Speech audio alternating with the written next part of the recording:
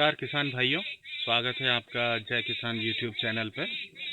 दोस्तों, प्याज आज देश की बड़ी महत्वपूर्ण फसलों में से एक है, परंतु प्याज का जो सही उत्पादन होने के बाद जब हम उसे बेचने जाते हैं तो उसका भाव अच्छा लेने के लिए हमें प्याज का भंडारण करना पड़ता है।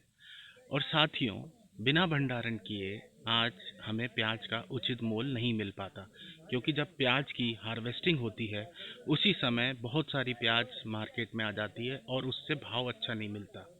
और उस भाव का जो फ़ायदा है वो लोग उठाते हैं जिनके पास में प्याज को भंडारण करने की बराबर क्षमता होती है।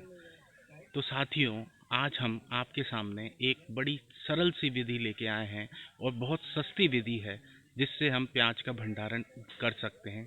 बड़ा किसान हो या छोटा किसान हो, किसी ने 1 बीघा किया हो या आधा बीघा किया हो, ये इतनी सस्ती और इतनी अच्छी तकनीक है, इससे आपका प्याज का भंडारण बहुत अच्छे से किया जा सकता है।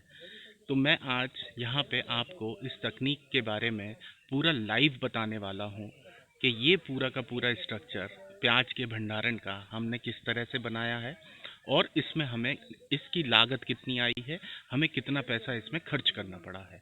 आशा करता हूँ आपको ये वीडियो पसंद आएगा और हमारी इस छोटी सी कोशिश में आप हमारा सहयोग देंगे हमारे चैनल को सब्सक्राइब करके। तो साथियों, सबसे पहले तो जब आपकी प्याज सूख गई है, आपने इसकी हार्वेस्टिंग करके इसको पेड़ की छाँव में रख दिया है, उसे 8 से 10 दिन रहने दें। जब ये प्याज सूख जाए तो फिर इसको छँटवा लीजिए। जो प्याज आपको स्टोरेज में रखना है, उस प्याज को निकलवा लीजिए, उसके छिलके निकलवा दीजिए, उसको अच्छे से साफ़ करवा लीजिए। और जिस प्याज को आपको स्टोरेज में रखना है, उस प्याज को एक अलग ढेर बना लीजिए। जैसा कि आप वीडियो में देख रहे हैं, हमने कुछ लोगों की सहायता से जो प्याज है उसको पूरा छँटवा लिया है, उसके छिलके निकलवा लिए हैं, उसको साफ़ करवा लिया है।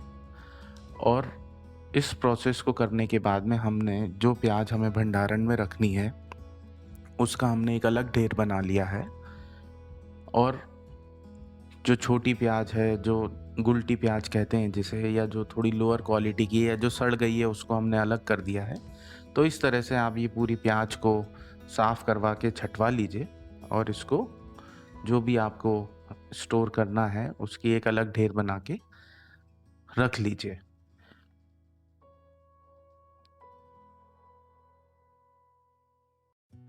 अब आप देखिए, हमने जो स्ट्रक्चर बनाया है, आप ईंटों को इस तरह से जमा लीजिए फर्श पे। इसका जो तरीका है वो आपके सामने हमने वीडियो में दिखाया है। एक ईंट के बीच में एक ईंट का गैप है और जो कट है उसके सामने हमने दूसरी लाइन लगाई है। तो इस तरह से आप ये ज़िगज़ैग पोर्शन में, ज़िगज़ैग स्टाइल में आप पहले पूरी ईंटों को जमा लीजिए। उसके बाद ये इस तरह की जाली आती है दोस्तों बाज़ार में। इस तरह की जाली आप खरीद लीजिए। ये 50 फुट का एक रोल आता है पूरा। हमने 1 इंच बाय 1 इंच की जाली ली है। थोड़ी अच्छी और हैवी क्वालिटी की जाली हमने ली है। और वो लेने का हमारा जो कारण था वो ये था कि ये पूरे प्याज के वज़न को, उसके लोड को ये अच्छे से सह पाए।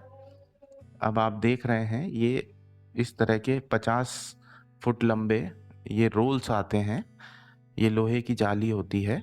इस तरह की जाली बहुत आसानी से आपको हार्डवेयर की दुकान पे मिल जाएगी। आप वहाँ से इस तरह की जाली ले लें। ये 1 इंच बाय 1 इंच की लें, क्योंकि इससे बड़ी लेंगे तो प्याज उसमें से निकलने की संभावना रहती है।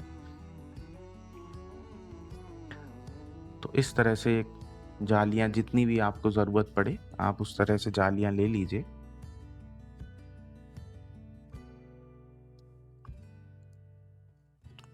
इसके बाद दोस्तों, ये 5 फुट लंबी, 5 फुट चौड़ी और 50 फुट लंबी जाली है।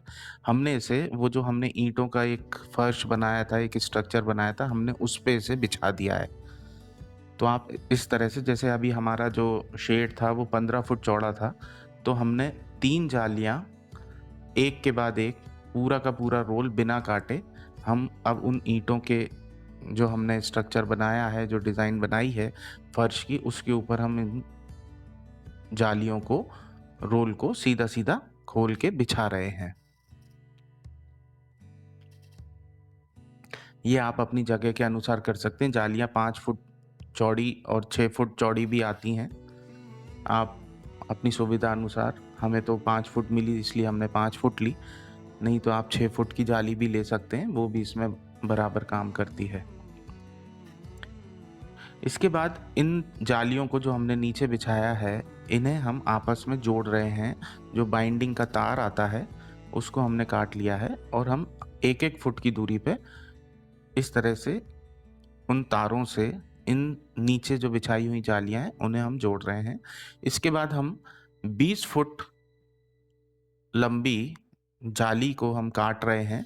इससे हमें 6 फुट चौड़ा एक घेरा मिल जाएगा जिसमें हम प्याज को रख सकते हैं।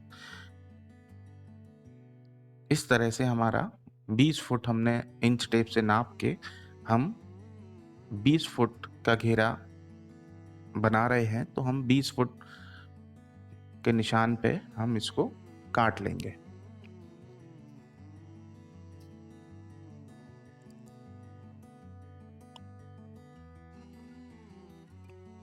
अब हमारे पास में 20 फुट लंबा और 5 फुट ऊंचा एक जाल, जंगला कह लें हम जिसे, वो हमें मिल चुका है।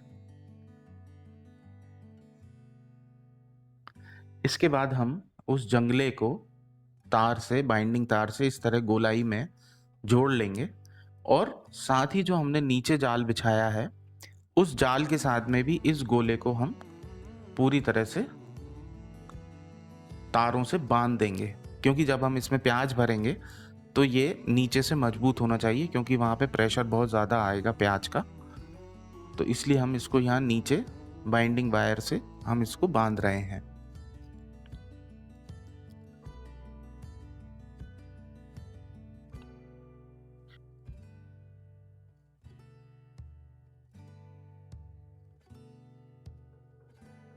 इसके बाद हम बीच में हवा के लिए 5 फुट लंबी जाली को काट के बिल्कुल उसी तरह से जैसे हमने बड़ा गोला बनाया था उसी तरह से हम ये बना रहे हैं।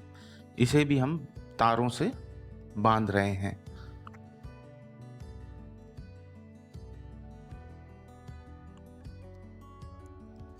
ये 5 फुट लंबे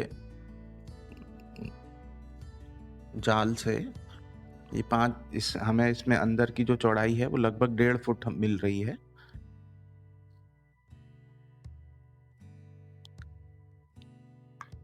इसके बाद हम इस छोटे गोले को इस बड़े गोले के बिल्कुल बीच सेंटर में रख देंगे।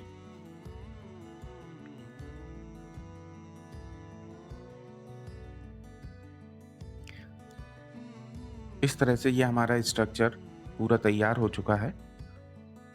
बीच में जो हमने रखा है हमने उसे नहीं बांधा है, क्योंकि वो प्याज के प्रेशर से ही अपनी जगह पे बना रहेगा। बस हमें जो बड़ा वाला गोला है हमें उसे बांधना है और इसके बाद हमने इसमें प्याज भरना शुरू कर दिया है। और इस तरह से हम हमारी ज़रूरत के हिसाब से जितने भी हमारे पास में प्याज है हम गोले बनाते जाएंगे और बिल्कुल सेम इसी तरह से इस प्रोसेस को हम आगे बढ़ाते जाएंगे। अब हम इसमें प्याज भर रहे हैं और इस तरह से हम प्याज का भंडारण कर रहे हैं। कुछ समय बाद यदि आपको ज़रूरत महसूस हो तो इस स्ट्रक्चर के ऊपर आप एक पंखा भी लगा सकते हैं, जिससे उसे और हवा मिल सके।